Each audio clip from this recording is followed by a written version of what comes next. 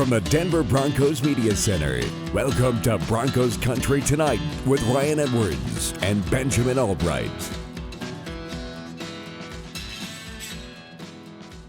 Welcome to Broncos Country Tonight as we preview the Broncos and Raiders matchup coming up this Sunday. Kind of a big game for the Broncos, really a big game for both teams as they're both sitting there at 3-2. Ben, as I watched a lot of Raiders film today, a lot of Raiders games today, it became abundantly clear that the way the Broncos offense absolutely has to attack this team is run the ball. Did you realize that the Steelers game is the kind of the abnormality of the season so far for the Raiders? They did okay against the run, but the Steelers weren't really running the ball. You take that game out, they're averaging over 158 yards rushing per game given up, and that would be dead last in the NFL. They've also given up a rushing touchdown in at least every single game in 7 on the season. The Broncos, who, I don't know, have sometimes been a little bit tepid about running the ball, this is the game where you run it and you just keep going. You have to. The Raiders play a different style of defense. They play a cover 3. Dan Quinn, the defensive coordinator, Gus Bradley, the defensive coordinator. They're both cover 3 guys, but Gus Bradley, the defensive coordinator there. It is susceptible to the run, and especially if you use that light safety as the other linebacker. So if you can run power, if you can get some push, you can really exploit that. Keep going. We saw teams do that. So yes, the Broncos do need to run the football in this game to be successful.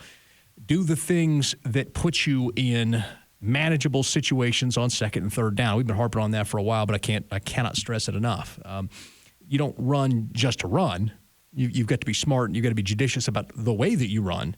But this team can be attacked by that and you can overpower them. The defensive line is honestly the strength of this team, but the linebacking core stinks. The secondary is not very good. So if you can find ways to creatively block up that defensive line, you're going to open holes and you're going to be able to get big chunk gains out of the run game, and the Broncos need to do that. And you saw it with the last game with the Bears and even with the Chargers. And the Chargers, of course, are a high-flying offense, but they still had a ton of success on the ground, rushing for 168 yards. The Bears, of course, really committed to the run because they almost had to. That's just the way that offense runs right now with Justin Fields. But it kind of takes the wind out of the sails of your opponent if you're just kind of moving the ball down the field with the run game. And then as soon as they get back on the field, the Derek Carr and the Raiders offense are going to feel a sense of pressure to really try to score fast, and that plays perfectly into the teeth of the Broncos defense. So that for me, it became abundantly clear, very obvious as I watched the games today. Every single team had success running the ball. There are absolutely no excuses. And by the way, the Raiders, as it turns out, give up on defense 90.9% conversion in the red zone. There's no excuse when you get to the red zone either. This team not only gives it up from the 20 to 20, you get to the red zone and you're going to be able to score too. So they've got some major problems on the defensive side of the ball, and we haven't even gotten to the offensive line for the Raiders, which is also a mess. Yeah, and that's kind of the thing. I mean, like, both these teams are reeling a bit right now. The Broncos got punched in the mouth twice in a row.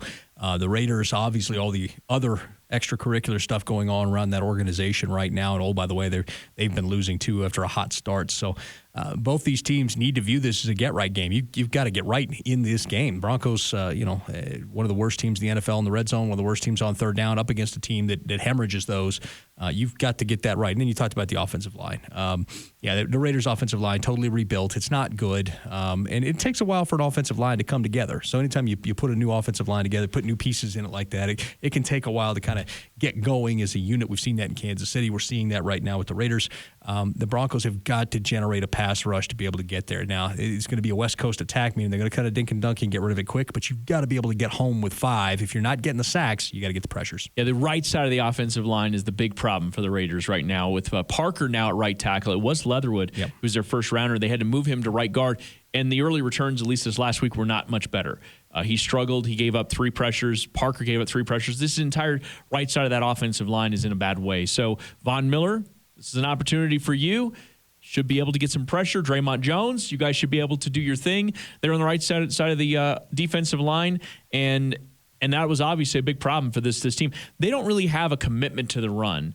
They want to be passing the ball. But the question I have for you is how much of that might change now that John Gruden isn't calling the plays? I think you're going to see more of a philosophy that's passed to set up the run. You're going to see early down passing that allow them to set up third down runs in 3rd and 4, 3rd and 5 situations that they can come after you with and sneak up on you on the run. One other thing about this, you got to keep the play in front of you. We talked about dinking and dunking, but the reality is the Raiders have two of the best deep ball catchers in the NFL this year, Henry Ruggs and Bryan Edwards. Both those guys are averaging over 16 a catch. So you're going to have to be careful to not let those guys get behind you. Keep those plays in front of you. You can't have the thing you've had the last 2 weeks where a speedy receiver just gets behind you and gets a touchdown. Yeah, and they'll stretch the field with Waller too. I mean, they do have a lot of athleticism on that side of the ball.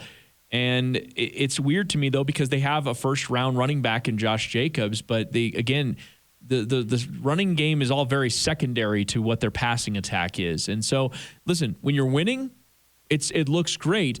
But when that's not working really well, because Bryan Edwards had a couple of bad drops in this last game against Chicago, when that's struggling, what tends to happen then is you want to go lean back on your run game, and it's just really not there. And your offensive line isn't doing a good job blocking it either. So, again, it's like I feel like we were talking about with the Steelers game. It's like there's a very clear path to victory in this game. The Broncos need to mind their P's and Q's. They need to run the ball. They need to watch out for the big plays on the offensive side of the ball.